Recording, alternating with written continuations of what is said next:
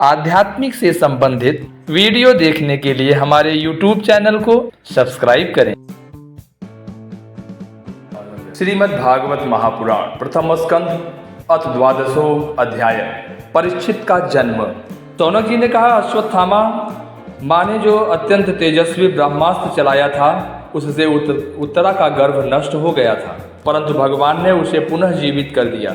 उस गर्भ से पैदा हुए महाज्ञानी महात्मा परीक्षित के, जिन्हें सुखदेव जी ने ज्ञानोपदेश दिया था, जन्म कर्म मृत्यु और उसके बाद जो गति उन्हें प्राप्त हुई वह सब यदि आप ठीक समझे तो कहें, हम लोग बड़ी श्रद्धा के साथ सुनना चाहते हैं। सूत जी ने कहा, धर्मराज युधिष्ठिर अपनी प्रजा को प्रसन्न रखते हुए उसका पालन करने लगे।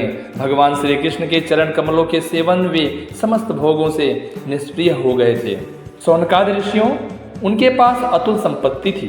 उन्होंने बड़े बड़े यज्ञ किए थे तथा उनके फलस्वरूप श्रेष्ठ लोकों का अधिकार प्राप्त किया था। उनकी रानियां और भाई अनुकूल थे। सारी पृथ्वी उनकी थी। वे जम्बू द्वीप के स्वामी थे और उनकी कीर्ति स्वर्ग तक फैली हुई थी। उनके पास भोग की ऐसी सामग्री थी जिसके लिए देवता लोग भी लालायित रहते हैं, परंतु जैसे भूखे मनुष्य को भोजन के अतिरिक्त दूसरे पदार्थ नहीं सुहाते, वैसे ही उन्हें भगवान के सिवा दूसरी कोई वस्तु सुख नहीं देती थी। शौनक जी उत्तरा के गर्भ में स्थित वह वीर शिशु परीक्षित जब अश्वत्थामा के ब्रह्मास्त्र के तेज से जलने लगा, तब उसने देखा कि उसकी आंखों के सामने एक ज्योतिर्मय पुरुष है।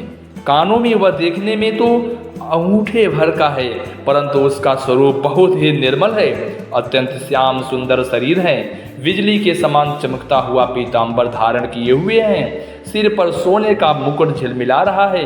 उस निर्विकार पुरुष के बड़ी ही सुंदर लंबी लंबी चार भुजाएं तपाए हुए स्वर्ण सुंदर कुंडल है, आंखों में लालिमा है, हाथ में लुके के समान जलती हुई गदा लेकर उसे बार बार घुमाता जा रहा है और स्वयं शिशु के चारों ओर घूम रहा है।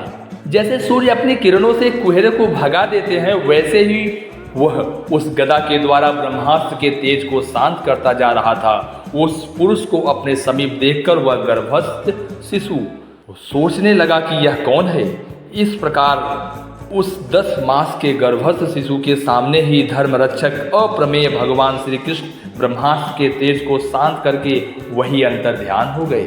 तदंतर अनुकूल ग्रहों के उदय से युक्त समस्त सद्गुणों को विकसित करने वाले शुभ समय में पांडु के वंशचर परीक्षित का जन्म हुआ। जन्म के समय ही वह बालक इतना तेजस्वी दिख पड़ता था मानो स्वयं पांडु ने ही फिर से जन्म लिया हो। पौत्र के जन्म की बात सुनकर राजा युधिष्ठिर मन में बहुत प्रसन्न हुए। उन्होंने धौम्य कृपाचार्य आदि ब्राह्मणों से मंगल वाचन और जात कर्म संस्कार करवाए। महाराज युधिष्ठिर दान के योग्य समय को जानते थे। उन्होंने प्रजातीर्थ नामक काल में अर्थात नाल काटने के पहले ही ब्राह्मणों को सुवर्ण गौवे पृथ्वी गांव उत्तम जात के हाथी घोड़े और उत्तम अन्न का दान दिया।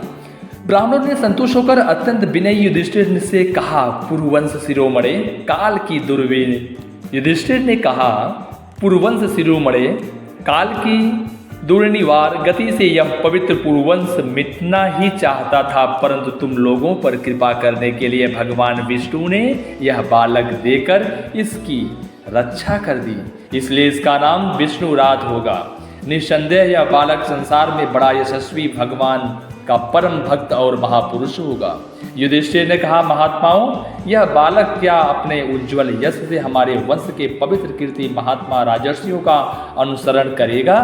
ब्राह्मणों ने कहा, धर्मराज, यह मनुपुत्र इक्ष्वाकु के समान अपनी प्रजा का पालन करेगा तथा दशरथ नंदन भगवान श्री राम के समान ब्राह्मण भक्त और सत्य प्रतिज्ञ होगा।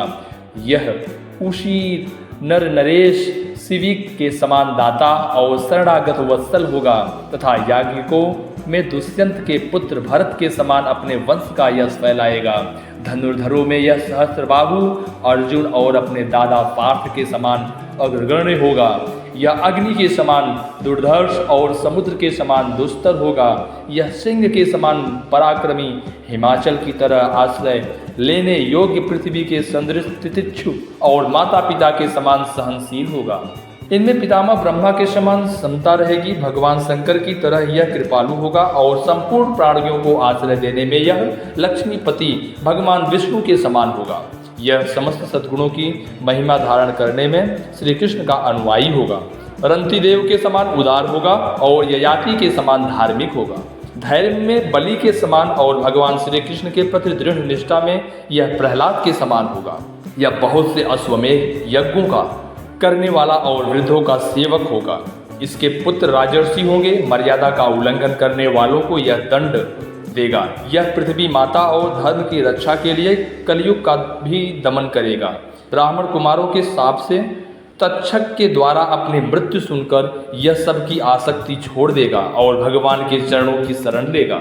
राजन, व्यासनंदन, सुखदेव जी की यह आत्मा के यथार्थ स्वरूप का ज्ञान प्राप्त करेगा और अंत में गंगा तट पर अपनी शरीर को त्याग कर निश्चय ही अभय प्राप्त करेगा। ज्योतिष शास्त्र के विशेषज्ञ ब्राह्मणों राजा युधिष्ठिर को इस प्रकार बालक के जन्म लग्न का फल बतलाकर और भेंट पूजा देकर अपने अपने घर चले गए। वही यह बालक संसार में परीक्षित के नाम से प्रसिद्ध हुआ, क्योंकि वह समर्थ बालक गर्भ में जिस पुरुष का दर्शन पा चुका था उसका स्मरण करता हुआ लोगों में उसी की परीक्षा करता रहता था कि देखें इनमें कौन सा वह है। जैसे शुक्ल पक्ष में दिन प्रतिदिन चंद्रमा अपनी कलाओं से पूर्ण होता हुआ बढ़ता है, वैसे ही वह राजकुमार भी अपने गुरुजनों के लालन पालन से क्रमशः अनुदिन बढ़ता ही हुआ शीघ्र ही सयाना हो गया। इसी समय स्वजनों के वध का प्रायश्चित करने के लिए राजा युधिष्ठिर ने अश्वमेध यज्ञ के द्वारा भगवान की आराधना करने का विचार किया, परंतु प्रजा के वसूल किए हुए कर और दंड जुर्माने की रकम के अतिरिक्त और धन न होने के कारण वे बड़ी चिंता में पड़ गए।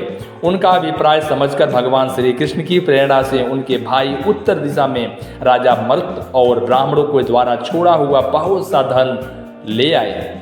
उससे यज्ञ की सामग्री एकत्र करके धर्मभीरु महाराज युधिष्ठिर ने 3 अश्वमेध यज्ञों के द्वारा भगवान की पूजा की।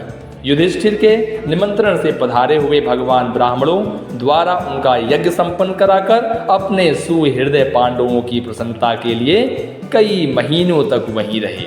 शौनक जी इसके बाद भाइयों सहित राजा युधिष्ठिर और द्रौपदी से अनुमति लेकर अर्जुन के साथ यदुवंशियों से घिरे हुए भगवान श्री कृष्ण ने द्वारका के लिए प्रस्थान किया।